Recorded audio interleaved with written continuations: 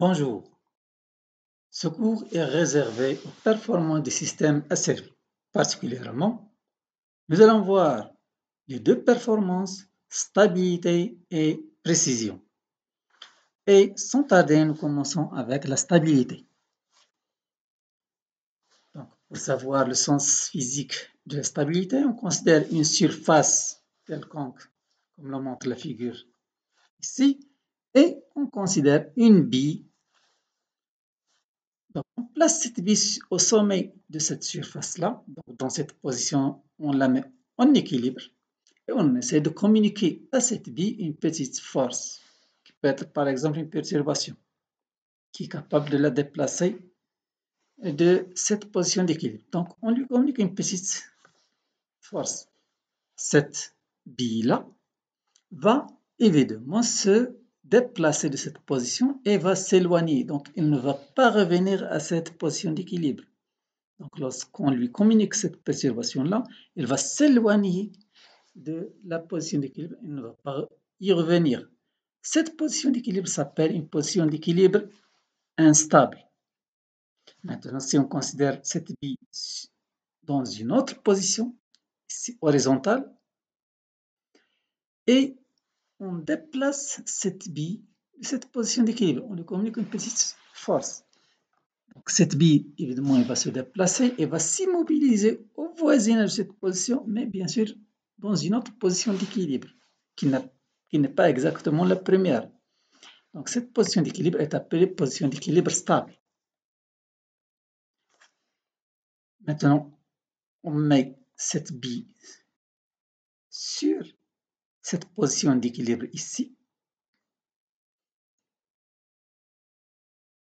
On décale cette position, on décale cette bille de cette position d'équilibre et on la relâche. Donc, on déplace cette bille, on l'éloigne un peu de cette position d'équilibre et on la relâche toute seule, sans force. Qu'est-ce qui se passe? La bille peut osciller autour de cette position, mais finalement, il va s'immobiliser sur cette position d'équilibre. Et donc, la position ici est appelée position d'équilibre asymptotiquement stable. Et donc, on dit que la bille, elle est asymptotiquement stable dans cette position d'équilibre. La bille, elle est stable ici et instable dans cette position d'équilibre. Alors, pour simplifier l'étude et pour ne pas alourdir l'exposé, donc on va nous intéresser uniquement à la position d'équilibre qui est asymptotiquement stable. Et au lieu de dire asymptotiquement stable, on va se contenter de dire simplement stable. Mais dans ce chapitre-là, ou bien dans cette partie du cours, lorsqu'on parle de système stable, cela signifie qu'il est asymptotiquement stable. Et donc, on peut dire, après cette analyse-là, qu'un système est stable si abandonné à lui-même à partir de conditions initiales nulles quelconques, à partir de conditions initiales quelconques, il revient à son état d'équilibre. Donc, s'il revient à son état d'équilibre, il est asymptotiquement stable, qu'on va noter par stable. Sinon, le système il peut être instable. Alors, comment déterminer la stabilité d'un système? On peut déterminer la stabilité d'un système à partir de la réponse impulsionnelle, comme l'indique la définition suivante. On dit qu'un système est stable si la réponse à l'impulsion du Dirac tend vers 0 quand t tend vers l'infini. Donc, il suffit de prendre le système, l'exciter avec une impulsion du Dirac et voir la sortie. Si la sortie converge vers 0, le système est stable, c'est-à-dire asymptotiquement stable. Sinon, le système est instable. Alors, comment vérifier la stabilité mathématiquement? En fait, lorsqu'on dit qu'on excite le système avec impulsion de Dirac, donc cela signifie que si on prend le système de réponse impulsionnelle h de t ou de fonction transfert h de s, donc il est excité par l'impulsion de Dirac. Et ici la sortie, la grandeur de sortie. La sortie doit tendre vers 0 en régime permanent. C'est-à-dire que nous avons la limite mathématiquement, si on détermine la réponse impulsionnelle y de t égale à h de t, la limite quand étant vers plus l'infini est égale à 0. C'est une condition qui vérifie la stabilité. Et donc, pour vérifier la stabilité mathématiquement avec cette définition-là, il faut chercher l'expression de y de t et chercher ensuite la limite. Et cette limite doit tendre vers 0. Évidemment, y de s, elle est égale à h de s, qui multiplie par 1, qui est la transformée de la place de delta de t. Donc, y de s égale à h de s. Ensuite, y de t égale h de t. Donc, pour déterminer l'expression de y de t, on va décomposer h de s en éléments simples. Et sans perte de généralité, on suppose que h de s possède un seul pôle multiple réel S0 d'ordre m. L'analyse elle est vraie, quels que soient les pôles de h, mais uniquement pour simplifier l'étude, on va supposer qu'elle possède un seul pôle simple, réel, multiple, S0. Sinon, on peut considérer tous les pôles quelconques. Alors, la décomposition de y se fait par rapport au pôle S0, qui est multiple, d'ordre m, et par rapport aux autres pôles. Les pôles SJ peuvent être réels comme ils peuvent être complexes. Donc, ce sont des pôles simples. La transformation de la place inverse nous donne y de t. C'est la somme sur i à i t à la puissance i moins 1 sur i moins 1 factoriel exponentielle S0 t plus somme sur j de bj exponentielle jt.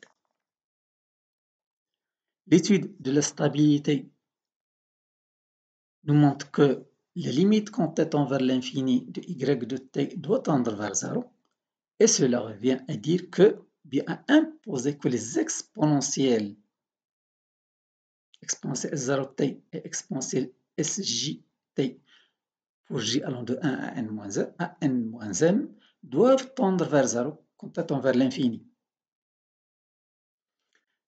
Ceci n'est réalisé que si la partie réelle des pôles Sj sont négatives, bien la partie réelle de tous les pôles Sj est négative et S0 négatif.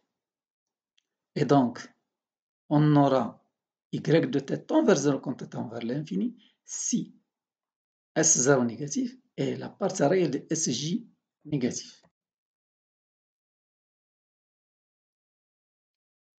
Cela montre que si nous avons les pôles réels sont négatifs et les pôles complexes possèdent une partie réelle négative, nous avons la stabilité, c'est-à-dire la limite de la réponse impulsionnelle quand on vers l'infini égale à 0. Et donc, nous avons la stabilité du système. Ceci peut être résumé à l'aide d'un théorème. Un système est stable si et seulement si, là nous avons si et seulement si. Cela veut dire que nous avons une condition nécessaire et suffisante, si et seulement si. Si cette condition est vérifiée, le système est stable, sinon le système est instable. Donc un système est stable si et seulement si tous les pôles de sa fonction de transfert sont à partie réelle négative. Cela veut dire que ces pôles se situent tous strictement à gauche de l'axe imaginaire du plan complexe. Donc si on veut placer ces pôles-là dans le plan complexe, on trouve qu'ils sont situés à gauche de l'axe imaginaire. Donc ce théorème-là nous permet de ne pas déterminer l'expression de y de t et de conclure sur la stabilité si on connaît les pôles de la fonction transfert du système. Il suffit d'avoir, donc plutôt, c'est une condition nécessaire et suffisante, si ces pôles sont à partie réelle négative, le système est stable. Sinon, s'il existe un pôle ou plus qui sont à partie réelle positive, le système est instable. La vérification de ce théorème ou bien l'application de ce théorème nécessite la détermination des pôles de la fonction transfert. Mais généralement, la fonction transfert d'un système est d'ordre assez grand.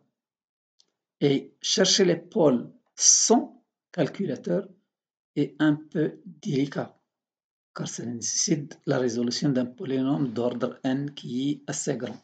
Et donc, ça nécessite beaucoup de développement et assez de temps. Donc ça concerne, bien ça représente une difficulté. Et on cherche à éliminer cette difficulté. Pour éliminer cette difficulté-là, donc on cherche d'autres critères qui ne nécessitent pas la résolution de l'équation caractéristique, c'est-à-dire la détermination des pôles de la fonction de transfert. Alors pour cela, on considère un système asservi de la forme canonique de fonction transfert d'action A, de fonction transfert d'action B. On définit la fonction transfert en boucle ouverte par A fois B, G de S égale A de S, B de S, et la fonction transfert en boucle fermée, H de S égale A de S sur 1 plus A de S, B de S. Et on remarque que A de S, B de S, G de S, donc H de S s'écrit comme A de S sur 1 plus G de S. Lorsqu'on va appliquer le théorème, on doit résoudre l'équation 1 plus G de S égale à 0 pour chercher les pôles. Donc, cette équation 1 plus G de S égale à 0 s'appelle l'équation caractéristique. Et ces racines sont des racines caractéristiques ou bien les pôles de la fonction transfert. On peut voir donc que si on connaît G de S, sans connaître exactement A et B, si on connaît la fonction transfert en boucle ouverte, on peut étudier la stabilité du système boucle fermée. Donc la connaissance de la fonction transfert en boucle ouverte nous permet d'étudier la stabilité du système bouclé sans connaître exactement la structure du système, c'est-à-dire la fonction transfert d'action et celle de réaction. Maintenant, on est en mesure d'énoncer un deuxième critère ou bien un autre critère de stabilité appelé critère de stabilité de Routh-Hurwitz. Ce critère est un critère algébrique qui permet la détermination de la stabilité du système sans connaître les pôles de la fonction transfert. Donc, il suffit de connaître la fonction transfert en boucle fermée h de s égale n de s sur 2 de s avec d, c'est le dénominateur. C'est un polynôme d'ordre n. On part à n, sn plus an-1, sn-1 plus ainsi de suite, plus à 0. Le test avec ce critère de Routh nécessite ou bien suppose que an est positif, le coefficient du terme de plus haut degré an doit être positif. Si ce n'est pas le cas, il suffit de multiplier par moins 1. Car pour les pôles, nous avons d de s égale à 0, équation caractéristique. Alors, on construit le tableau de Routh suivant, qui est constitué de n plus une ligne, Sn, Sn-1, Sn-2, Sn-3, S1, S0.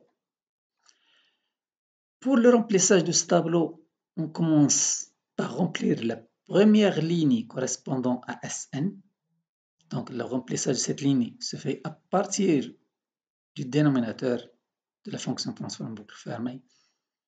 Et an-2, c'est-à-dire on prend un coefficient sur 2 en commençant par le coefficient du terme de plus haut degré. Donc, an-2, an-4, et ainsi de suite. Les termes qu'on a sautés, on les inscrit au niveau de la deuxième ligne, an-1, an-3, an-5, et ainsi de suite. Ensuite, on continue avec la troisième ligne, Sn-2. On indique ici par B1, B2, B3, et ainsi de suite. Le calcul de ces coefficients B1, B2, B3 se fait à partir des deux lignes qui sont au-dessus. Et donc, ce calcul se fait à partir d'un calcul d'un déterminant, B1 égale à moins le déterminant de AN, AN-1, AN, AN-1, AN-2, AN-3 sur AN-1. B2, la même chose, c'est moins déterminant AN, AN-1, AN-4, AN-5 sur AN-1. Donc, on peut remarquer que les coefficients AN, AN-1 ne changent pas. Ce qui change sont les deux autres coefficients qui forment le déterminant. Pour B1, qui est au niveau de la première colonne, on utilise les coefficients de la deuxième colonne. Pour B2, qui est au niveau de la deuxième colonne, on utilise les coefficients qui sont au niveau de la troisième colonne. Pour B3, on utilise les coefficients qui sont au niveau de la quatrième colonne, et ainsi de suite, jusqu'à termine la ligne. Une fois nous avons calculé tous les BI, on passe à la quatrième ligne, Sn-3. On les note par C1, C2, C3. Le calcul de ces coefficients CI se fait de la même manière, même méthode. Uniquement, la différence, c'est qu'on utilise uniquement les deux lignes qui sont juste au-dessus. Donc, les coefficients de la ligne Sn-3 sont déterminés en utilisant les deux lignes qui sont juste au-dessus, qui sont au niveau de Sn-2 et Sn-1. Mais c'est le même processus de calcul à partir des déterminants. Donc, on répète la même procédure jusqu'à arriver au dernier coefficient R1. Une fois nous avons rempli tous les coefficients, ça arrive maintenant l'étape du test. Pour tester la stabilité à l'aide du critère de Routh-Hurwitz, on cherche le signe 2 des coefficients qui sont sur la première colonne de la table ou bien du tableau de Routh, qui sont AN, AN-1, B1, C1, ainsi de suite, Q1, R1. Donc, ces coefficients doivent être positifs, parce que nous avons un N positif. Donc, tous ces coefficients doivent être positifs. Nous avons donc le critère de Routh. Le système est stable si et seulement si les éléments de la première colonne du tableau de Routh sont tous strictement positifs. Sinon, le nombre de changements de signe est égal au nombre de pôles à partie réelle positifs. Là, on peut remarquer que le théorème de Routh ne donne pas uniquement la stabilité. Il y a un autre point. Donc, le système est stable si et seulement si les éléments de la première colonne du tableau de Routh sont tous strictement positifs. Sinon, si un coefficient est positif ou nul, cela veut dire, puisqu'ici nous avons si et seulement si une condition nécessaire et suffisante, donc si un coefficient est négatif ou nul, le système est instable. Dans le cas où le système est instable, le critère de Routh nous informe que le nombre de changements de signe est égal au nombre de pôles à partie réelle positifs. Dès qu'on compte le nombre de changements de signe, et ce nombre-là, il est égal au nombre de pôles à partie réelle positifs du système bouclé, c'est-à-dire le nombre de pôles instables. Une remarque? Si certains coefficients AI sont négatifs ou nuls, D de S a des racines à partie réelle positives et donc le système est instable. Cela veut dire que avant de dresser le tableau de Routh, on doit examiner les coefficients du dénominateur de la fonction transfert en boucle fermée, D de S. Si un coefficient au plus est nul ou négatif, c'est inutile de dresser le tableau de Routh. On peut conclure directement que le système est instable, sans perdre de temps. On donne ici un exemple. On prend D de S égale S3 plus S carré plus 9S plus 145. Pour cet exemple-là, on va utiliser le critère de Routh pour chercher la stabilité du système bouclé. Et donc, on dresse le tableau de Routh. Ce tableau de Routh contient 4 lignes, S3, S2, S1, S0. Et donc, on remplit les deux lignes par le coefficient de D, 1, 9, 1, 145. On calcule B1, c'est moins ce déterminant, 1, 9, 1, 145 sur 1. Et donc, si on calcule ce déterminant, avec le signe moins, on trouve c'est moins 136, moins 145 moins 9 sur 1 égale moins 136. Pour calculer ce coefficient-là, nous avons 1, 1 et 0, 0 pour le déterminant. Et donc, c'est ce qui donne 0.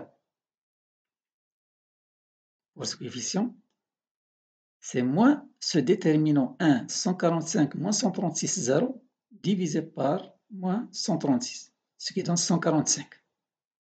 Donc, pour chercher la stabilité, on examine la première colonne. 1, 1, moins 136, 145. Et donc là, nous avons un changement de signe. Un élément qui est négatif. Nous avons 1 moins 136, 145. Donc, il y a un élément qui est négatif et par conséquent, le système est instable. Donc, le système il est instable. On cherche le nombre de changements de signes. Le nombre de changements de signes ici, donc nous avons 1, moins 136. Donc, un changement de signe, 136, 145, un autre changement de signe. Donc, nous avons deux changements de signe. Donc, pour ce système-là, il y a deux changements de signe.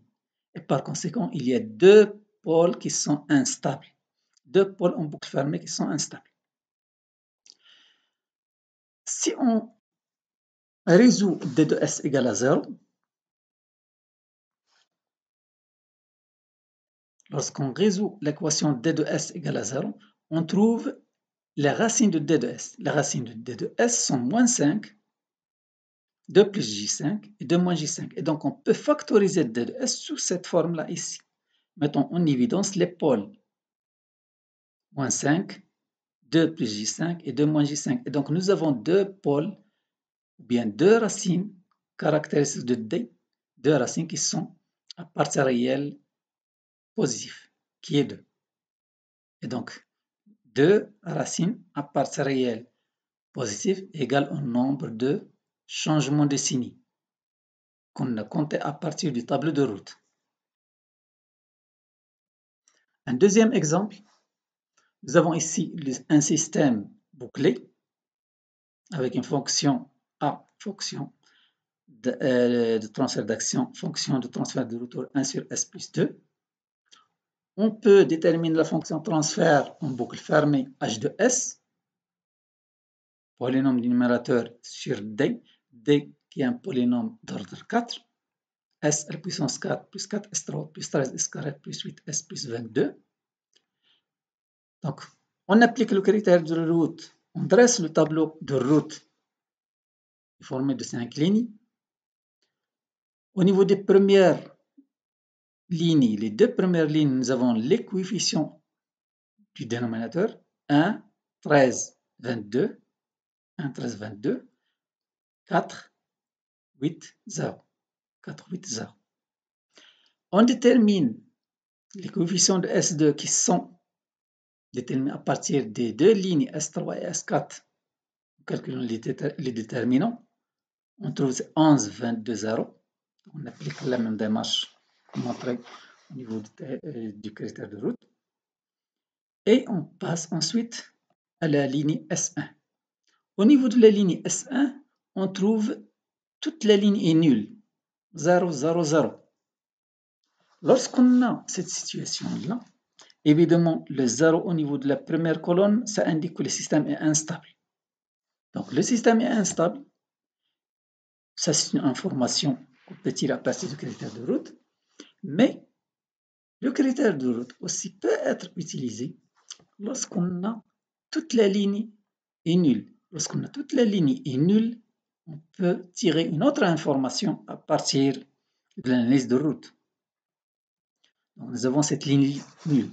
Pour tirer cette information-là, j'aime bien préciser avant de continuer que au niveau de chaque ligne, nous avons reporté les coefficients du dénominateur en commençant par le coefficient d'ordre le plus élevé ici. 4, son coefficient c'est 1. S4, 13, S carré, 22, S0. Et donc ça revient à dire que nous avons pris uniquement le polynôme S4 plus 13 S carré plus 22. Au niveau de S3, nous avons le coefficient 4, c'est le coefficient qui multiplie S3. Oui, c'est celui qui multiplie S.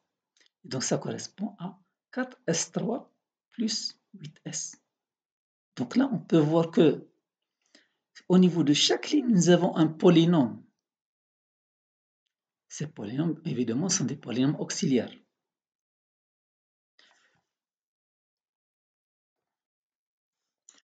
Alors, pour tirer l'information supplémentaire dont j'ai parlé, on prend la ligne qui est juste au-dessus de la ligne nulle et on forme ce qu'on appelle un polynôme auxiliaire. Polynôme auxiliaire à partir de la ligne S2. Ce polynôme auxiliaire donné par A de S égale 11S carré plus 22S à la puissance 0.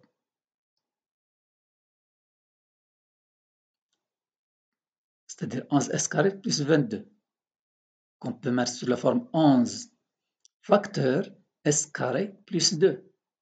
C'est-à-dire 11 facteur S plus J racine carrée de 2 facteur S moins J racine carrée de 2.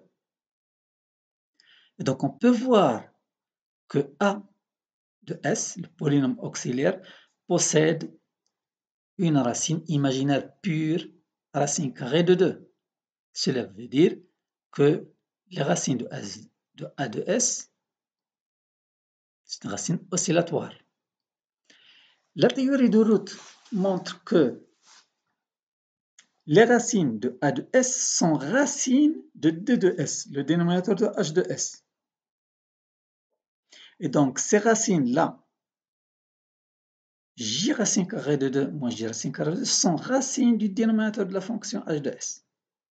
Par conséquent, le système qui possède des pôles imaginaires purs est un système oscillatoire. Et on peut tirer donc la pulsation d'oscillation qui est racine carrée de 2. Donc on peut utiliser aussi le critère de Root pour déterminer la pulsation d'oscillation. Un autre exemple, on prend un système de fonctions transfert en boucle ouverte G de S donné par K1 sur S facteur S plus 2 facteur S plus 5 avec K1 est un paramètre réel. On demande d'exprimer G de S en fonction du gain statique K et d'étudier la stabilité de J. Évidemment, le gain statique est déterminé par la limite lorsque S tend vers 0 de S, G de S, qui est égal à K1 sur 10, puisque bien sûr, G de S possède une intégration. Et donc, on peut réécrire G de S en fonction de K. Et donc, écrire G de S égale à K sur S facteur 1 plus 0,5 S facteur de 1 plus 0,2 S. Maintenant, on peut étudier la stabilité en fonction de K. Pour étudier la stabilité, on résout l'équation caractéristique 1 plus G de S égale à 0. On remplace G de S et on trouve finalement 0,1 S carré plus 0,7 S carré, 0,1 S à la puissance 3 plus 0,7 S carré plus S plus K égale à 0 comme équation caractéristique. On applique le critère de Root, on dresse le tableau de Root et on cherche la stabilité à partir de la première colonne. Donc cette première colonne doit être positive. Donc les conditions de stabilité, on doit avoir K positif, 0,7 moins 0,1 fois K doit être positif. Et par conséquent, la condition de stabilité finale est que K est compris entre 0 et 7. Donc le système il est stable pour K variant de 0 ou bien pour K comprise entre 0 et 7. Si K dépasse 7, le système devient instable. Si K est négatif, le système est instable. Bien sûr, le cas limite, le système est, pour K égale à 7, le système est oscillatoire. C'est la limite de la stabilité. Donc, pour K positif et faible, le système il est stable. Plus K augmente, il tend vers 7, plus la stabilité s'affaiblit. Une fois K égale à 7, le système devient oscillatoire. K dépasse 7, le système est instable. Donc, on peut conclure que le gain statique, lorsque ce gain statique augmente, la stabilité s'affaiblit. Donc, on termine cette partie ici et on continue avec une autre vidéo.